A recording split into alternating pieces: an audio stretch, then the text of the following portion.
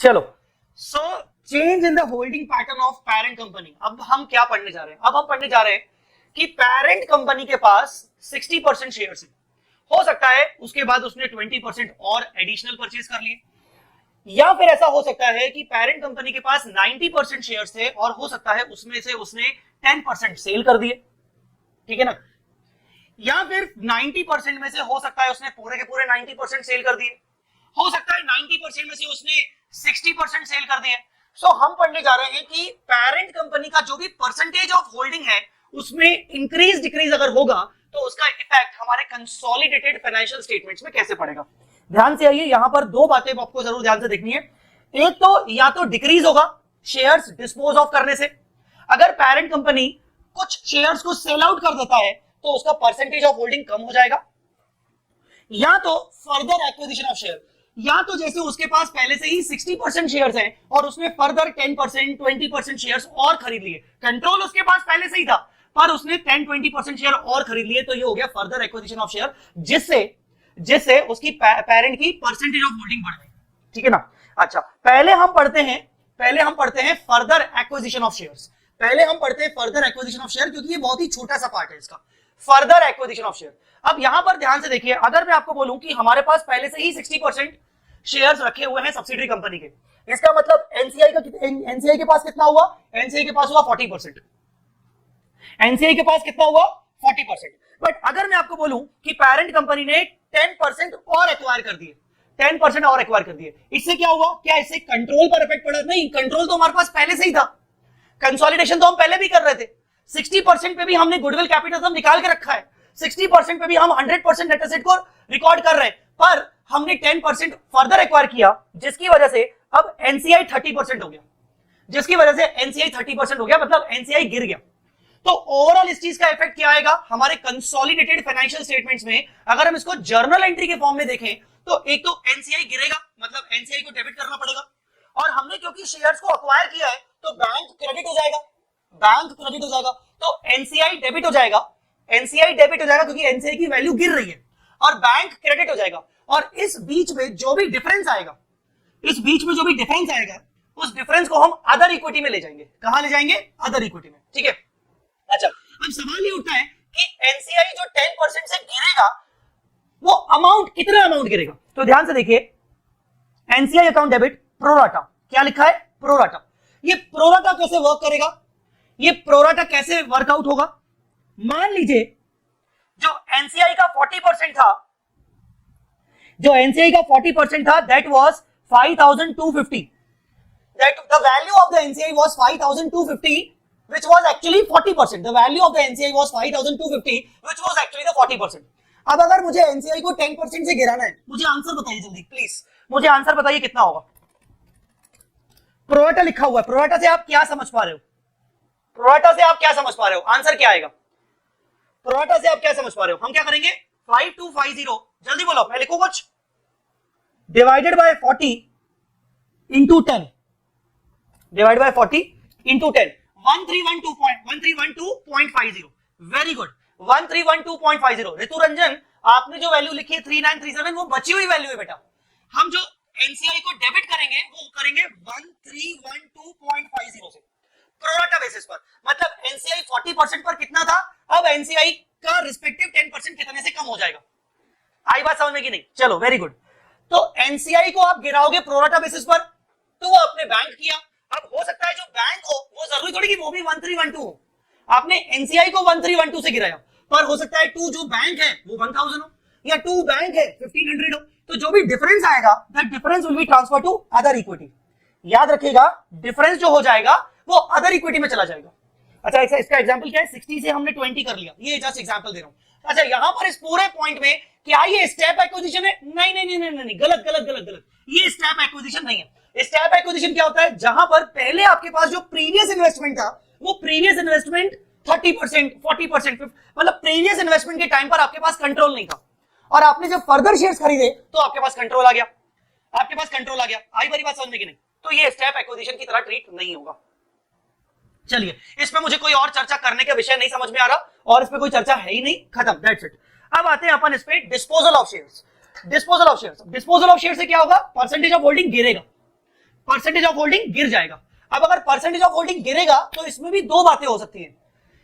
आपने जब shares dispose of किए तो माइनर डिस्पोज किया जिससे आपके कंट्रोल पर असर नहीं पड़ा। let us say you have 90% of the equity capital of that company. Out of 90% you sold 20%. Out of 90% you sold 20%. तो अब आपके पास 70 बचा. Still you have control. You continue to control over that company. मतलब आपका consolidation continue चलेगा, but इससे क्या हो गया? इससे एनसीआई की वैल्यू बढ़ जाएगी। जैसे यहां पर एनसीआई की वैल्यू गिरी थी, अब यहां पर एनसीआई की वैल्यू बढ़ जाएगी। एक तो ये होता है। दूसरा, आपके पास 90% थे, आपने पूरा 90% सेल कर दिया। आपने पूरा 90% सेल कर दिया, या फिर आपके पास 90% थे, आपने 90 में से 80% सेल कर दिया, 90 में से 50% सेल कर दिया। अब आपके पास बचा 10%, 20%। मतलब आपका कंट्रोल भी गया, यू लॉस्ट द कंट्रोल। ऐसे केस में क्या होगा? दोनों केसेस अलग अलग है, आइए समझते हैं। Without loss of control, with loss of control. Without loss of control मतलब एग्जाम्पल कहीं है क्या? ये रहा, P हैज 90% सोल्ड 20%। एग्जाम्पल देख लो, P has 90% sold 20%, still P has 70% and still P is continuing to control the company. Understood or not? It will affect only NCI. NCI will be increased. It will affect only NCI. NCI will be increased. यहां पर NCI increase होगा। जैसे further acquisition में NCI गिरा था, अब यहां पर NCI बढ़ेगा। NCI बढ़ेगा तो मतलब क्रेडिट होगा, और हमने यहां पर सेल किया है तो बैंक अकाउंट डेबिट होगा। मतलब कहीं ना कहीं यहां जो आपने एंट्री किया था उसी का बस अपोजिट एंट्री यहां पर होगा, bank account debit to NCI, और जो डिफरेंस आएगा अगेन अदर इक्विटी में। क्यों? क्योंकि बेसिकली इस ट्रांजैक्शन से आपका कंट्रोल लूज नहीं हो रहा है, और ये ट्रांजैक्शन आपका कहीं ना कहीं इक्विटी में हो रहा है, इक्विटी में प्लस माइनस हो रहा है, तो ये अदर इक्विटी में जाएगा। अब यहां बेसिकली यहां पर क्वेश्चन ये होता है कि यहां जैसे पिछले वाले केस में आपने एनसीआई को रिड्यूस किया था प्रोरेटा बेसिस पर, आप यहां पर एनसीआई को किस बेसिस पर इंक्रीज करोगे? प्रोपोर्शनेट ऑफ नेट एसेट या फिर फेयर वैल्यू? डिपेंड करता है ना कि आपने एनसीआई को किस बेसिस पर मेजर किया है। आपने एनसीआई को किस बेसिस पर मेजर किया है? Proportion of net asset basis पर मेजर किया है कि आपने इसको फेयर वैल्यू बेसिस पर मेजर किया है? डिपेंड करता है, ठीक है ना। तो आप उतने से प्रोपोर्शनेट फेयर वैल्यू से बढ़ा दोगे या नेट एसेट के प्रोपोर्शन में बढ़ा दोगे। जैसे फॉर एग्जांपल हमारे इस एग्जांपल में एनसीआई 20% से बढ़ रहा है, तो नेट एसेट का डायरेक्टली 20% से आप एनसीआई बढ़ा दोगे।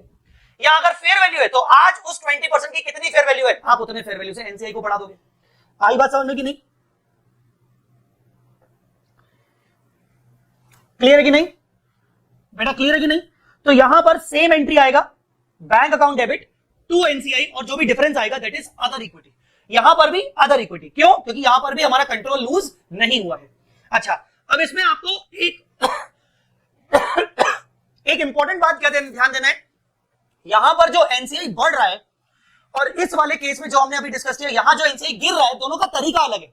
यहां पर आप एनसीआई को गिरा रहे हो प्रोरेटा बेसिस पर, मतलब पहले 40% एनसीआई की वैल्यू क्या थी उसके हिसाब से 10% गिरा दो। जबकि यहां जो आप एनसीआई को बढ़ा रहे हो तो आप प्रोरेटा बेसिस पे नहीं बढ़ा रहे हो, आप यहां एनसीआई को बढ़ा रहे हो डायरेक्टली नेट एसेट का प्रोपोर्शन में, या डायरेक्टली आज उसकी जो भी फेयर वैल्यू होनी चाहिए। Understood or not? तो उसके हिसाब से आप एनसीआई को बढ़ा रहे हो, ठीक है।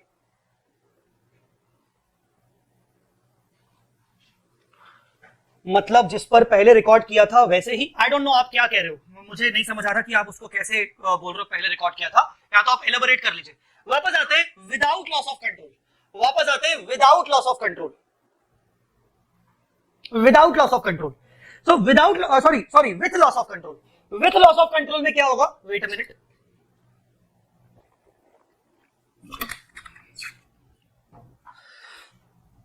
विथ लॉस ऑफ कंट्रोल में क्या होगा? जब आपके पास 90% था आपने पूरा बेच दिया, 90% था आपने 50% सेल कर दिया, 90% था आपने 80% सेल कर दिया, व्हाटएवर, तो आपका कंट्रोल लूज हो गया। जब आपका कंट्रोल ही लूज हो गया तो now you will not continue to consolidate that subsidiary. अब वो आपकी सब्सिडरी है ही नहीं, तो फ्रॉम दैट डेट आप कंसोलिडेशन नहीं करोगे।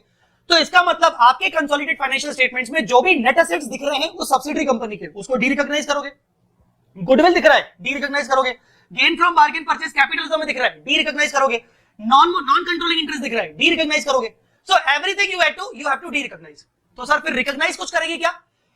जो इन्वेस्टमेंट्स आपने सेल किए हैं कुछ रिटेन किए क्या? मतलब आपके पास 90% थे, तो 90 में से आपने पूरे 90 बेच दिए, हाँ, तो आपने कुछ भी रिटेन नहीं किया, तो इन्वेस्टमेंट तो आपके पास बचा ही नहीं। 90 में से आपने 80 सेल कर दिया, आपके पास 10% इन्वेस्टमेंट बच गया, आपके पास 10% इन्वेस्टमेंट बच गया, तो आप रिमेनिंग इन्वेस्टमेंट को फेयर वैल्यू पे दिखा दोगे। आप रिमेनिंग इन्वेस्टमेंट को फेयर वैल्यू पे दिखाओगे। तो क्या क्या होगा, आप डी रिकॉग्नाइज करोगे। क्या क्या चीजें डी रिकॉग्नाइज होगी, derecognise from consolidated financial statements. क्या क्या, net asset, goodwill, capital reserve, NCI, आप इन सबको डी रिकॉर्ड करोगे। मतलब नेट एसेट को क्रेडिट करो, एसेट को क्रेडिट, लायबिलिटी को डेबिट, गुडविल को क्रेडिट, कैपिटल रिजर्व को डेबिट, एनसीआई को डेबिट। रिकॉग्नाइज कुछ करोगे क्या, कुछ रिकॉर्ड करेंगे क्या, retained investment if any at fair value on the disposal date. Disposal date पर जो भी बचे हुए इन्वेस्टमेंट्स की आपकी फेयर वैल्यू है, उस फेयर वैल्यू पे आप रिकॉर्ड करोगे इन्वेस्टमेंट्स को। Understood not? अब ये रिकॉग्निशन डी रिकॉग्निशन में जो भी डिफरेंस आएगा, उस डिफरेंस को हम कहां ले जाएंगे, profit and loss of parent company, parent company के कंसोलिडेटेड प्रॉफिट एंड लॉस में। यहां बच्चे आमतौर पर ये उलझते हैं कि सर जब सब डी रिकॉग्नाइज कर देंगे तो फिर सर सीएफएस बनाई क्यों रहे। हम ये मान के चल रहे हैं कि सब्सिडी पेरेंट कंपनी के पास एक और सब्सिडरी कंपनी है जिसके साथ वो अपना सीएफएस कंटिन्यू कर रही है। तो जो पहली वाली सब्सिडरी कंपनी को उसने डिस्पोज ऑफ कर दिया, अपने करंट सीएफएस में वो उसका डी रिकॉग्निशन कर रही है। ठीक है, एंट्री क्या है, बैंक अकाउंट डेबिट, क्योंकि सेल किया, सेल प्रोसीड्स। बेसिकली इसमें क्या आएगा, sale proceeds. Investments if any, इसको हम बोल देंगे at fair value. NCI debit, to net asset, to goodwill, capital reserve और कंसोलिडेटेड पीएनएल हमारा आएगा बैलेंसिंग फिगर पे, कैपिटल रिजर्व डेबिट होगा। ठीक है,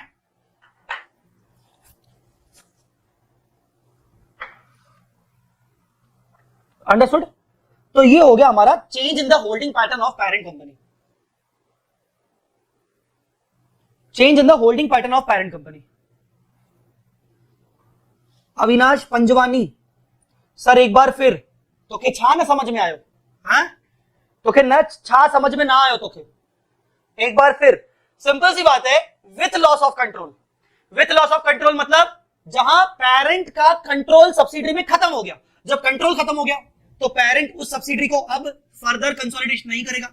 तो जो अपने एग्जिस्टिंग कंसोलिडेटेड फाइनेंशियल स्टेटमेंट्स में उसने उस सब्सिडरी का असेट दिखाया था, असेट को हटाओ, लायबिलिटी दिखाया था, लायबिलिटी को हटाओ, गुडविल दिखाया था, गुडविल को हटाओ, एनसीए दिखाया था, एनसीए को हटाओ, बैंक अकाउंट डेबिट करो क्योंकि सेल हो रहा है। और जो सेल किया हमने इन्वेस्टमेंट, कुछ इन्वेस्टमेंट थोड़े बहुत बचाए क्या अपने पास हमने उसी सब्सिडरी में, हाँ बचाए, उसको हमें फेयर वैल्यू पे दिखाना है, जो भी डिफरेंस आएगा पेंट में डालना है। अब यहां पर मैं कोई हिब्रू में तो बोल नहीं रहा हूं, मतलब बेसिकली मैंने वही वाला रिपीट कर दिया, मैंने कुछ एक्स्ट्रा एफर्ट्स ही नहीं डाले, मैंने वही रिपीट कर दिया। तो इसमें आपको क्या समझ में नहीं आई, क्लियर है कि नहीं? चलिए, तो ये पॉइंट के बाद आगे बढ़े। सर एक ही सब्सिडी है, कंट्रोल लॉस हो गया तो कंसोलिडेटेड बैलेंस शीट नहीं बनेगा ना? नहीं बनेगा, कंसोलिडेटेड बैलेंस शीट नहीं बनेगा, सिंपल। तो जो अगेन सीएफएस से एसएफएस पे जा रहे हैं, डी रिकॉग्निशन करने से जो भी डिफरेंस आएगा पीएनएल में जाएगा, सिंपल। रिटेन्ड को अलग से क्यों, अलग से क्यों मतलब रिटेन्ड को अलग से क्यों बोल रहा हूं? रिटेन्ड को अलग से इसलिए बोल रहा हूं क्योंकि अगर तू अपना सीएफएस कंटिन्यू कर रहा है, अगर तू अपना सीएफएस कंटिन्यू कर रहा है, तेरे पास दो सब्सिडी थी, तूने सुना ही नहीं ध्यान से, ऐसा तेरे पास दो सब्सिडी है, सब्सिडी 1 सब्सिडी 2। तू सब्सिडी 1 और सब्सिडी 2 को मिलाकर सीएफएस बनाता है।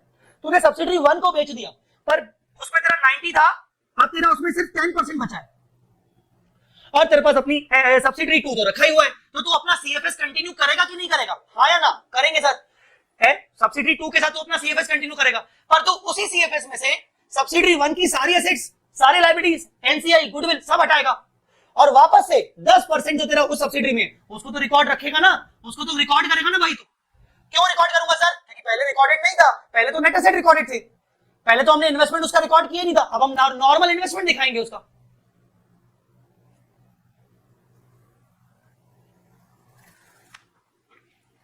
Ganesh Sahu sir, make a playlist for this video.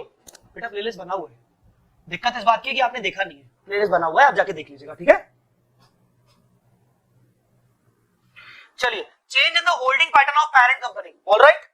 चलिए, अब इसी से रिलेटेड एक नया पॉइंट आया है, loss of control in 2 or more transaction. ये थ्योरी के लिए इंपॉर्टेंट है, ये नया है, ये वर्जन 2.0 में नहीं था, ठीक है?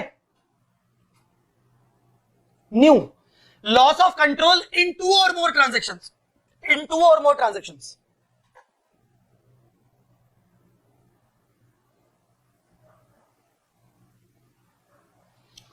Loss of control in 2 or more transactions, understood or not? Clear? Sir ये loss of control in 2 or more transaction कैसे होगा? जैसे फॉर एग्जाम्पल हमारे पास 90% रखे हुए हैं, हमने 1 अप्रैल को 30% सेल कर दिया और हमने 15 अप्रैल को एक और 30% सेल कर दिया, टोटल 60% सेल कर दिया, 90 में से 60 सेल कर दिया, loss of control.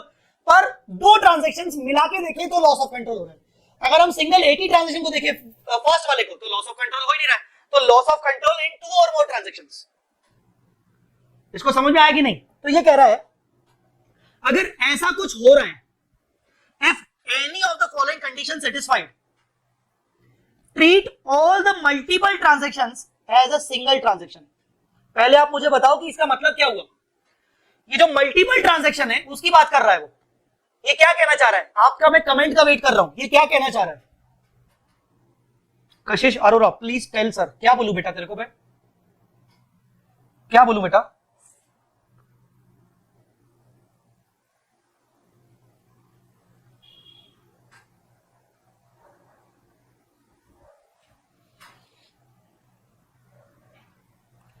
If any of the following condition, कोई मुझे कमेंट करके बताएगा मैं क्या बोल रहा हूं? If any of the following condition satisfied, then treat multiple transaction as single transaction.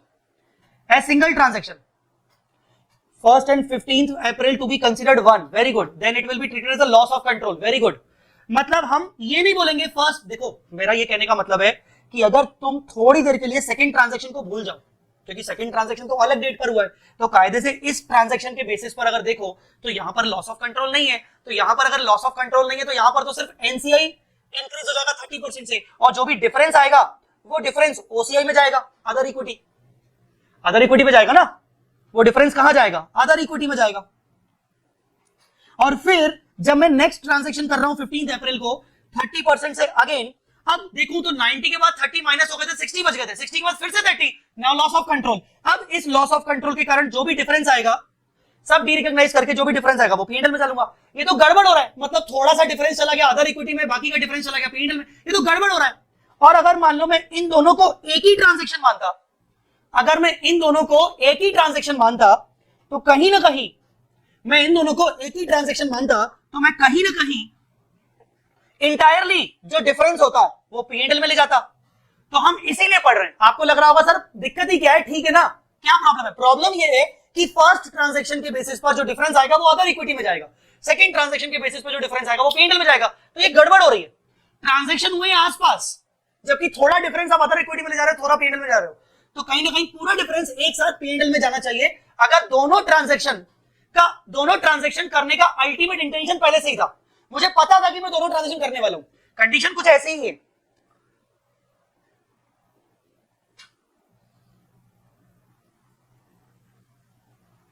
Yes very good. अब कंडीशन क्या है? 1 2 3 4, ये कंडीशन को 2 मिनट देखिए, 2 मिनट सिर्फ, मुझे 2 मिनट कैमरा को हटाना पड़ रहा है, 2 मिनट आप कंडीशन पढ़िए पहले।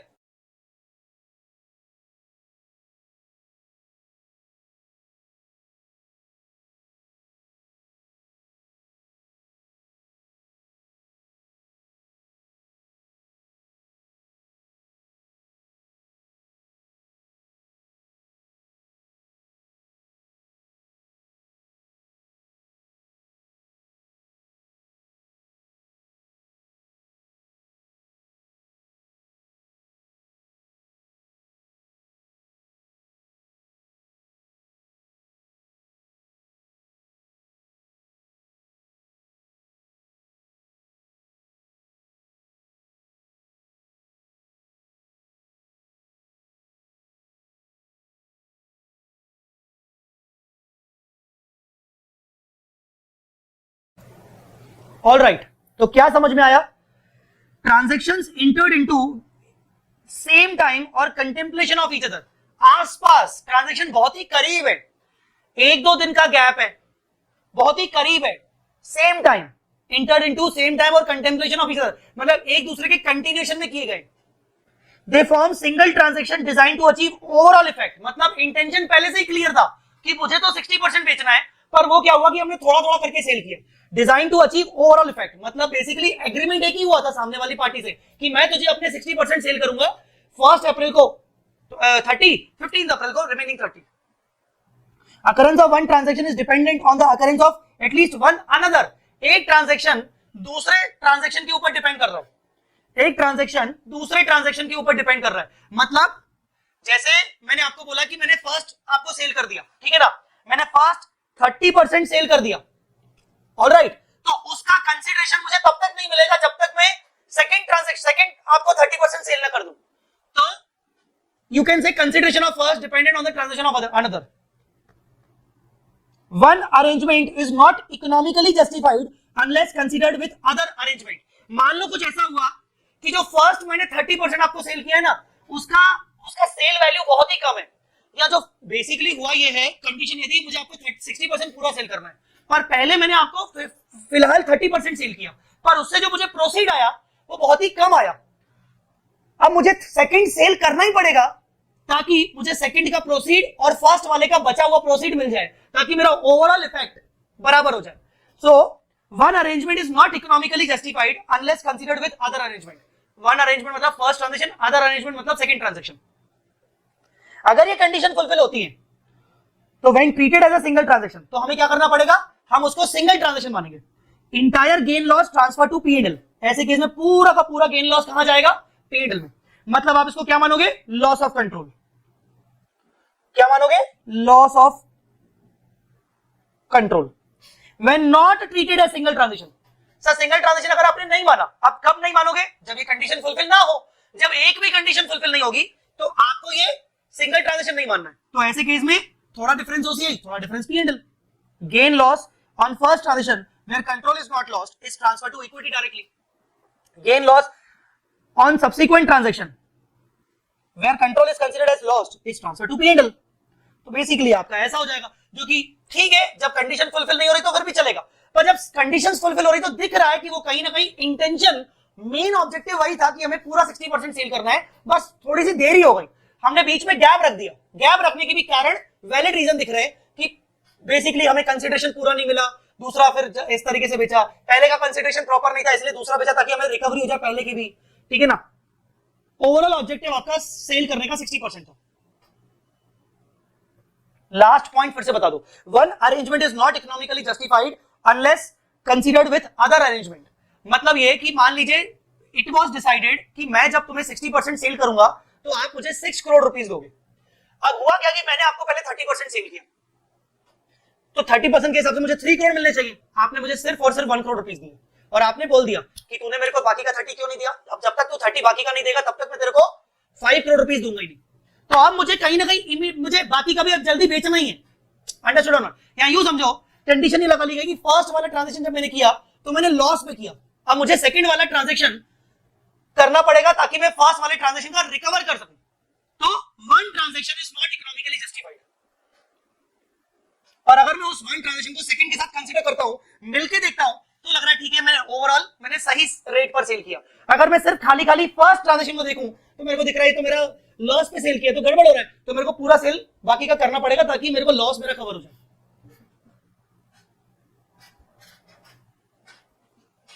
सर सब्सिडरी से जेवी या एसोसिएट हुआ तो अकाउंटिंग क्या होगी, एज पर इंडिया 28 के तरह होगी ना। हाँ बिल्कुल सोलंकी जी, एज पर इंडिया 28 की तरह होगी, आप इक्विटी मेथड फॉलो करोगे,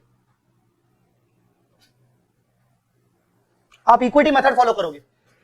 पहला बोल रहा है कि transactions entered into same time मतलब near the time, contemplation of each other मतलब नियर द टाइम, मतलब पहला ट्रांजैक्शन किया 1 तारीख को, दूसरा ट्रांजैक्शन किया 15 तारीख को, जो मैंने आपको अभी एग्जांपल दिया, आसपास बहुत ही आसपास ट्रांजैक्शन किया या एक ही पार्टी के साथ किया। अच्छा सर जरूरी है क्या एक ही पार्टी, हो सकता है अलग अलग पार्टी हो तो भी आप सिंगल ट्रांजैक्शन मान सकते हो। तो यहां पर ये कहीं नहीं लिखा कि विथ सेम पार्टी होना चाहिए, विथ सिमिलर पार्टी होना चाहिए, ये अपनी पेन से कॉपी से लिख लेना कि not necessary with the single party, not necessary with the single buyer, ये याद रखना। चलिए तो ये हो गया आपका loss of control in 2 or more transactions.